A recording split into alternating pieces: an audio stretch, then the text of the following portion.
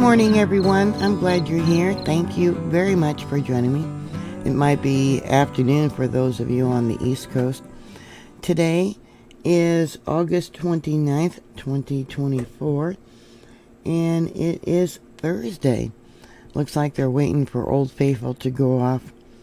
There's been 3 earthquakes so far today that USGS is reporting. There's been other ones, of course, that haven't been reporting. They were looking at Beehive earlier.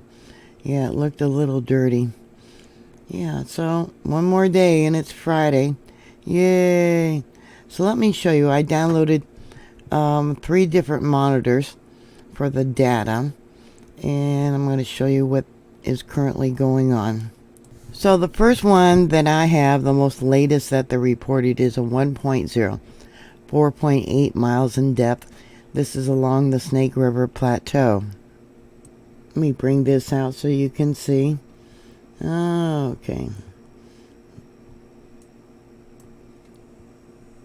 Here we have the Mallard Lake Resurgent Dome. We got the Sapphire Pool, Giantness, different pools that we got. Over here on the right is Yellowstone Lake. The next earthquake they reported before that was a magnitude 2.7. That was shallow.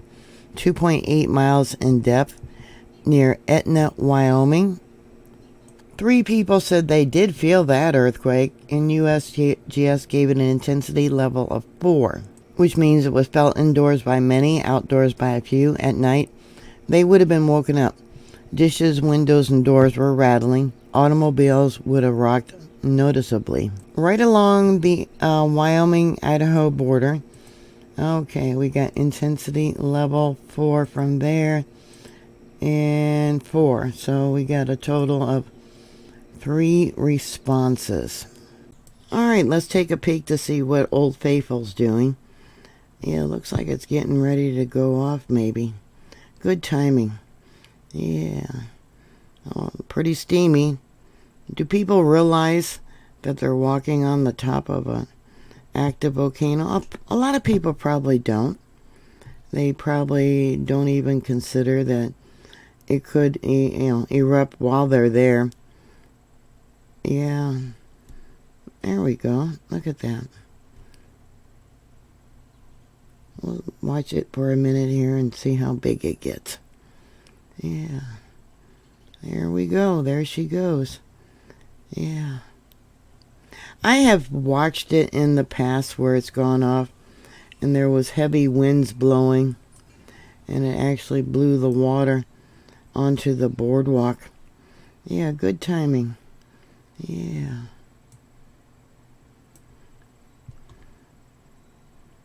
A nice healthy eruption. Yeah. I'm glad I caught that so I could share that with you guys.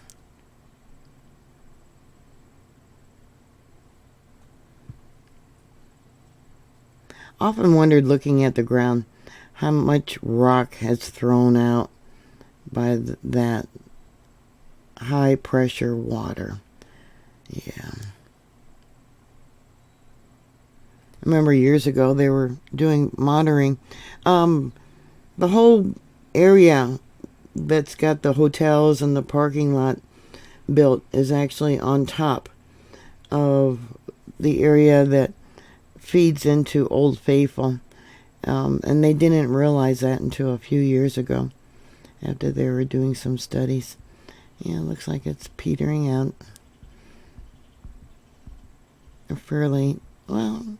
So far it's been about 2 minutes that it's erupting. Good timing. So anyways,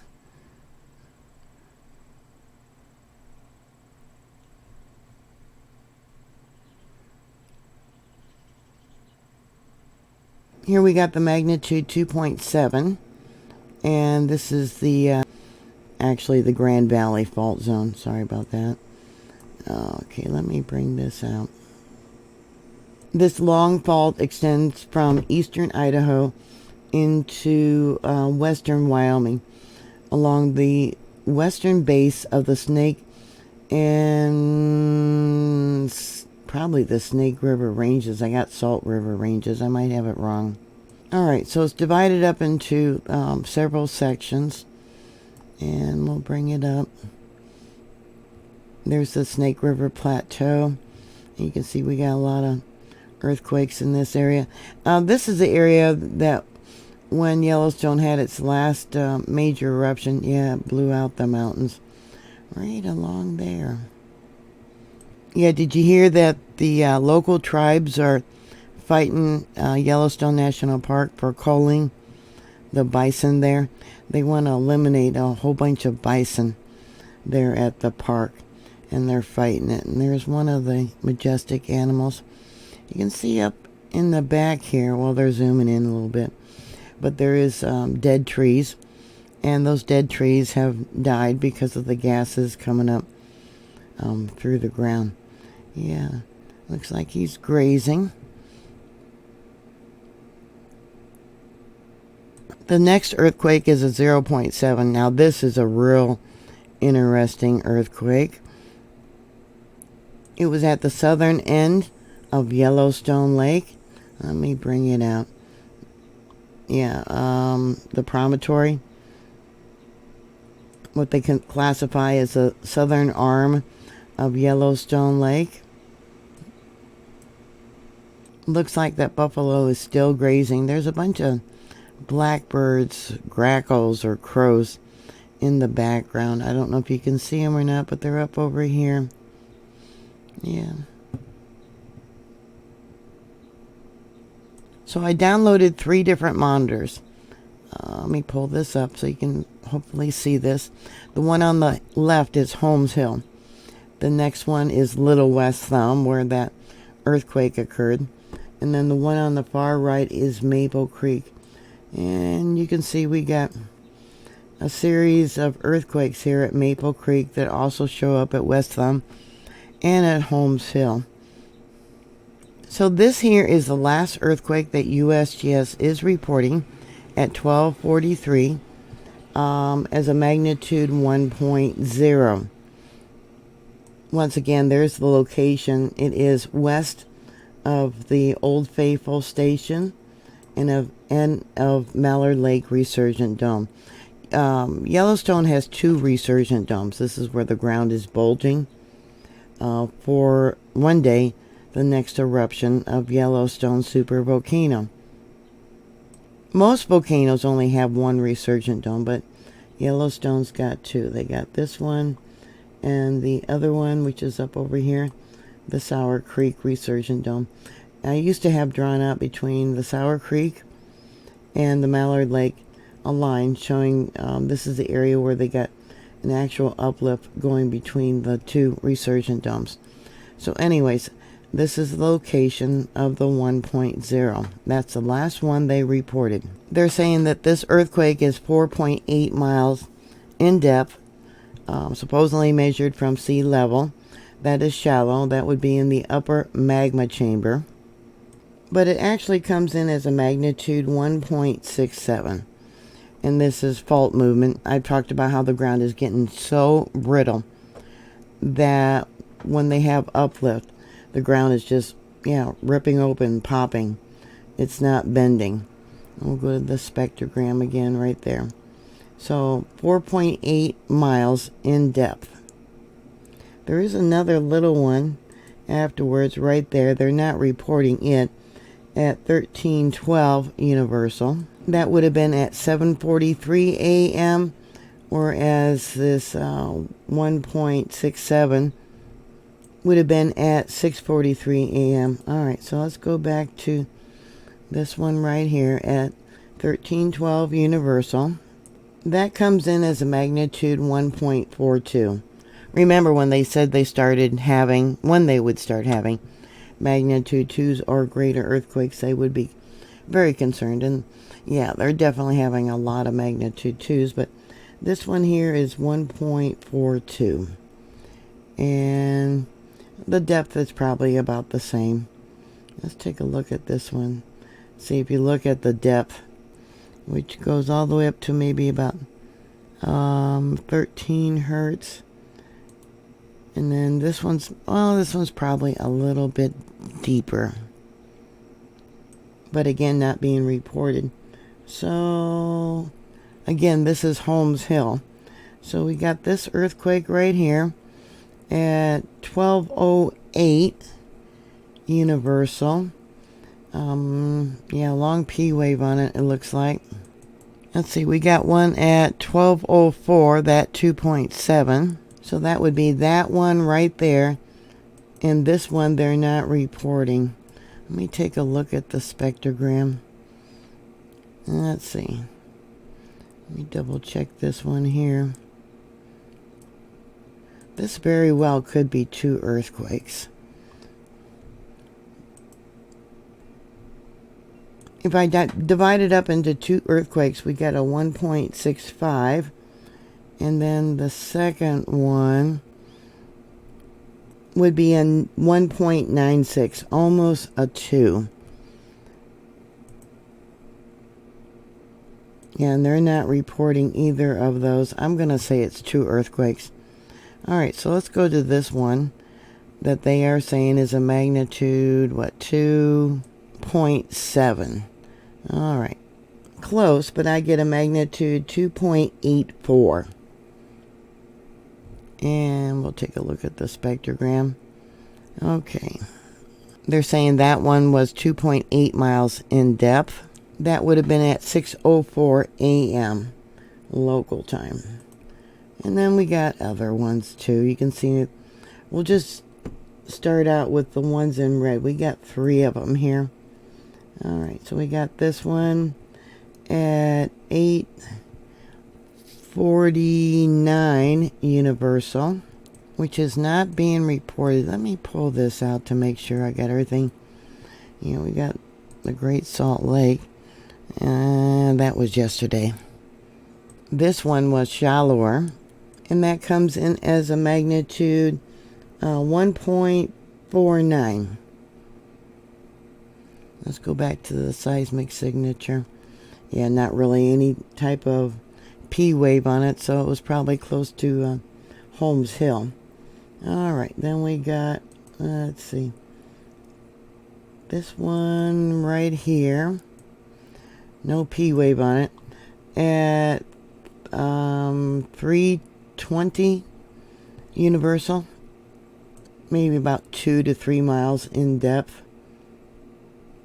That would have been about 9:20 p.m. last night there at the park. And that comes in as a magnitude 1.27. I'll bring it down so you can see it.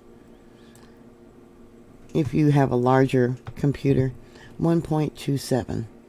All right. And again, this is all, looks like all fault movement.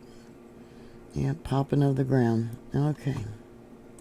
Then we got another one that was earlier, right here.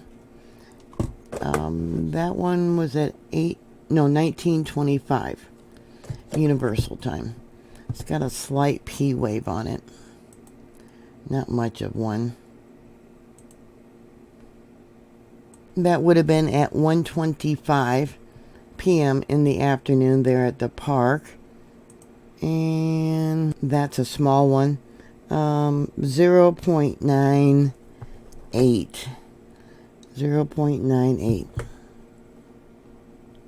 So here you can see that earthquake actually shows up not just at Holmes Hill, but also at Maple Creek. I'll make that one bigger. Yeah, right there. Let's go to the seismic signature. It's small. Right there. Interesting too, here at West Thumb, what I often call it West Thumb, we got some screaming going on here where the sound got so loud that it actually stopped recording here. 58 minutes after midnight universal time. Yeah, that's interesting. Let's look at the seismic signature. Yeah, look at that. Wow. This here is the magnitude 0.7 that they said there happened down there at the southern arm of Yellowstone Lake. It was not, yeah, a 0.7. It actually comes in as a magnitude 1.73. Yeah, they just left off the whole 1 point. Yeah, and that's over here. Let me bring this over so you can see it. That's the one they're reporting, and we got other ones since then. Yeah, which I just showed you on the other monitor. 1304. Let's see, 1243. We got a lot of stuff going on here. Now remember too how they did a scenario for a eruption under the lake. Here's that 0.7, yeah. But they did a test if there was an eruption under the lake here with a tsunami. Remember when I talked about that? Many of you that might be new probably don't remember that. But they did a scenario where there was multiple earthquakes up here at the northern end of West Thumb Caldera. Yeah, this is a little caldera in here. And then after a series of earthquakes, they had a hydrothermal eruption that created a tsunami. They did a drill there. So anyways, yeah, this is where, yeah. Oh, I want to show you too. This is the monitor that I'm currently using, that I'm showing you right there. Yeah. Magma on the move. Yeah, we got harmonic tremors. And we also have some tornadoes. Yeah, screw waves. Yeah, this is what it was showing when I pulled the files. Let's see. And right there is the end of it. When I pulled it maybe an hour ago. Whatever. Yeah, look at that. Can we make that bigger for you? Yeah, harmonic tremors. Very active. Lots of quakes going on. We got thickening of the line here. Yeah. Getting brittle. Getting brittle. Let's see here. And I went all the way back to yesterday afternoon around noon. I pulled the files. Yeah, look at that. Let's take a look. And then over here, is this where I found the screaming, as I call it? Yeah, right there. Let me see if I can find some more. I don't see any more, but I noticed over here, this is probably 2.5 hours ago, the line of melt.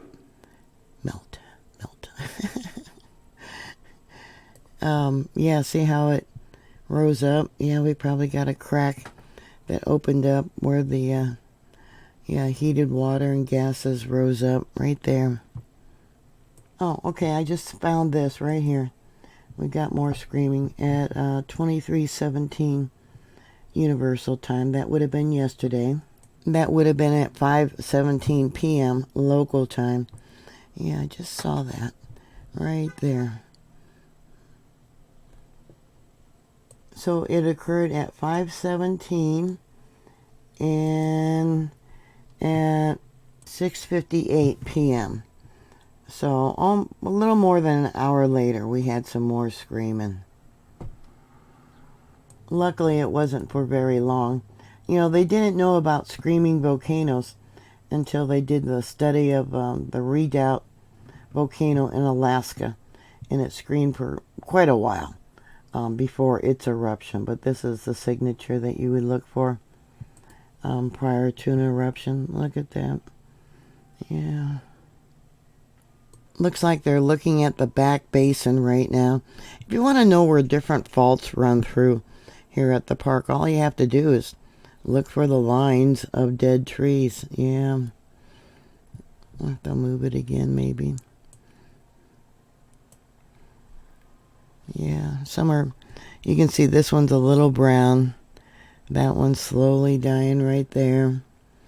Yeah.